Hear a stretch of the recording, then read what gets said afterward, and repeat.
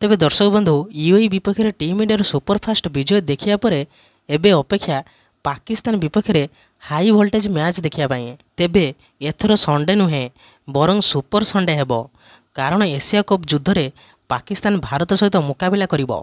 September 14 तारिख में हेबाक थिबा एही आकर्षणीय मैच पई टीम इंडिया प्लेइंग 11 विषय में एक बड़ सूचना मिली। तेबे पाकिस्तान विपक्ष में भारतर खेल विषय में मिलता सूचना अनुसार दल में 5 जण बैट्समैन, 3 जण ऑलराउंडर एवं 3 जण बॉलर स्थान थिबा जणा पड़िछि। तेबे एबे प्रश्न होउछि जे पाकिस्तान विपक्ष में टीम इंडिया चेहरा किए किए हेबे। तेबे ताहा जानिबा आगरु आपण माने जदि MS धोनी, विराट कोहली एवं रोहित शर्मा का फैन ताले वीडियो गोटे लाइक एवं चैनल को सब्सक्राइब कर दियंतु, कारण यही भली प्रकार वीडियो आपण माने एही चैनल देखिया पाइबे।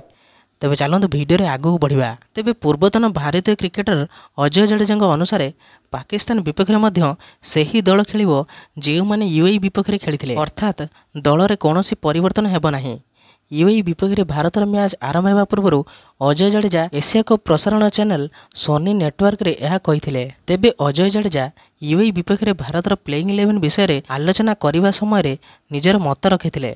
से कही जे भारत यूएई विपक्ष में 8 जण बैट्समैन मानू खेलवा उचित नथिला, किंतु जदि से माने एपरी करिसंती तेबे आपण आज पाकिस्तान विपक्ष में खेली दल को देखिछंती, अर्थात जो दल यूएई विपक्ष में खेली से ही दल मध्य पाकिस्तान विपक्ष में खेलिबो। तेबे बैट्समैन मानक मध्य सुमन गिल, अभिषेक शर्मा, सूर्यकुमार यादव, तिलक वर्मा एवं संजू सैमसन, सेहीपरि ऑलराउंडर मध्य हार्दिक पांड्या, शिवम दुबे, अक्षर पटेल, सेहीपरि बॉलर मानक मध्य कुलदीप यादव, वरुण चक्रवर्ती एवं जसप्रीत बुमराह। तेबे जो माने यूएई विपक्ष में खेली से माने पाकिस्तान विपक्ष में खेलिबे।